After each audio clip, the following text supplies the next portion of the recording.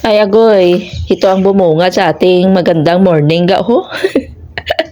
Bumigay pala ang sa mataas na portion guys oh. So ito oh, nagkalahulog-hulog ang mga kwan. Murag wala man ni kabilya nga klase pader ni man. Wala oy, buti na lang hindi dito nakapunta ang matanda ga oh, or ako. You got me up in that.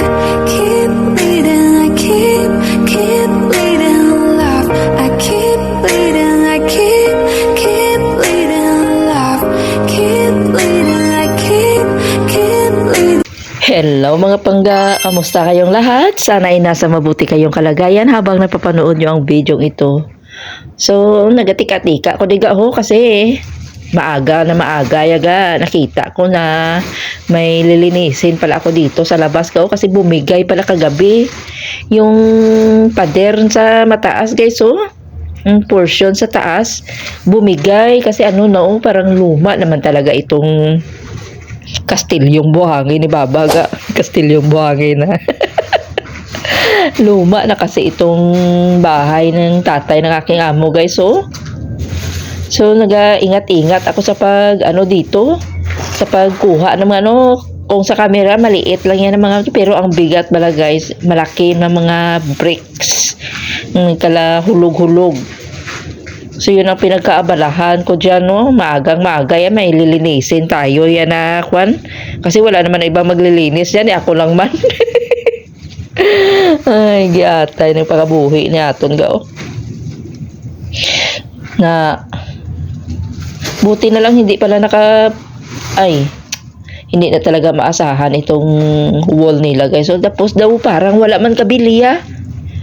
Daw wala kabilya ang ila din ang mga wall gao. So maingat na talaga ako dyan o ginatiid-tiid ko baka bala bumigay blaga bo Diyos ko muning bag-o lang ta nakarinyo sa aton nga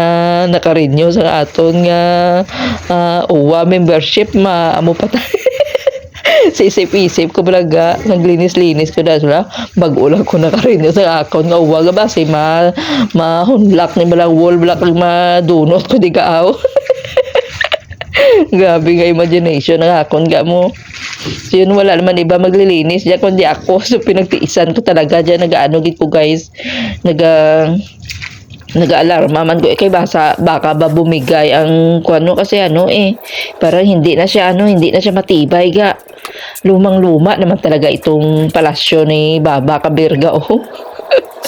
Ay, kakaloka. So, extra job naman imbis nga, kanya ga, nagdugang-dugang naman sa ulobrahon. Tani, wala man iba nga maglinis-linis, kundi ako. Ay, nalang. So, birada, tadre nga portion ga o kay linisan, tayo nga daan kay, baka makuha ng ulan, magdadami na naman ang ating lilinisin sa paligid natin. Yan.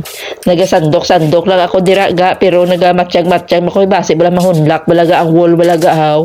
As inaano na siya ng lumang-luma na talaga. So expect yan nga nagatibag-tibag na sa mga mataas na portion. Ano ko na siya guys, ang bigat. Ang bigat. Kasi mga siya, simento. Ang bigat oh. So, tapon ko na ito sa labas ka.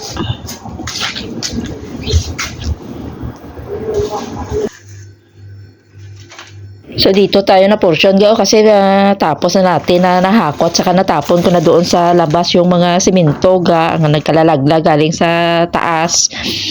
Nagkain tayo dito ng ating pinakabonggang pagkain. Magluluto sana ako ng pagkain kaso lang pagdating ko sa kusina ay may fried chicken na pala ako ga.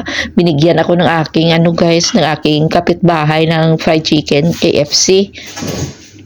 So meron tayo ditong bahaw, impas gid Meron man tayong jerjer, ate kundi namit gid ang ating pagkain.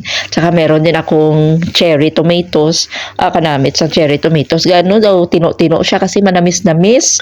Speaking of tino-tino ga, na siya ga mga wild cherries. 'Di ba?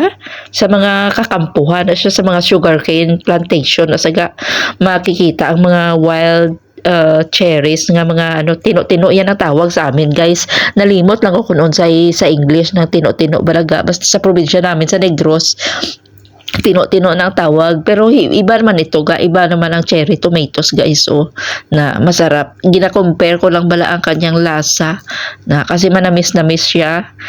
So yun, oh, at saka dito ko lang nakita, ala, may tino-tino magaling nga ginabaligya dire sa supermarket.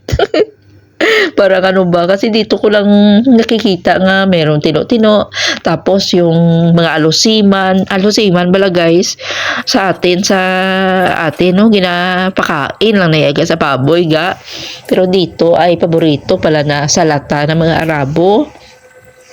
So dito ko lang yan nakikita na hala, hindi man ito pinapansin sa atin guys, no, mga alusiman na mga tino-tino. So dito pala ay talagang special man bala na pagkain sa kanila, kasi yung tino-tino ga, sa amin yaga mo na ang pinakakuha namin nga childhood memories na hindi malimot-limutan, no, kasi dati ga nung maliit pa kami, pag sulod na isa sa kampuhan ga, pag sulod na sa kakampuhan, pagwa mo damo-damo ginasambak lang naga sa aming damit ang mga tino-tino or mga wild cherries. So yun, oh. Hindi ko gina malimutan yung experience guys. Fast forward tayo dito ga, oh. Bigyan ako ng aking amo ng mga cake, kasi meron silang natirang cake gali. So ginbigay niya sa akin yung natira na cake, at saka natingala ko unsay man nga black man nga cake ga. Ewan ko ba kung baka blueberry cake ito kasi itim.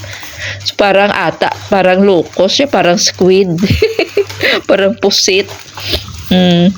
Nalang ako nakakuha ng ganitong flavor ng cake ga, oh, na tingala ko man nga ang apo niya kanina ay nangingitim ang mga bibig nila. Kasi yung cake ko parang uling guys. Masarap yan. Dahil diabetic man ang aking amo, binigay niya sa akin ang mga natirang cake ga eh. So yun, oh, ilang taste ko man niya nakain-kain.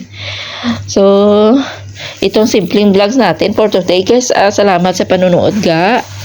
And please don't forget to hit like, and please don't skip our ads guys, kay para sahod naman ta dito sa ating YT guys, no. Pero share ko lang balaga nung 3 months ago nga hindi ako nagbalik dito upload guys. Ang aking dollar, ang aking dollar ga, mga 20 plus pa lang ga, subong naka 60 na kita guys. So dahil lang sa mga ads guys, no. So keep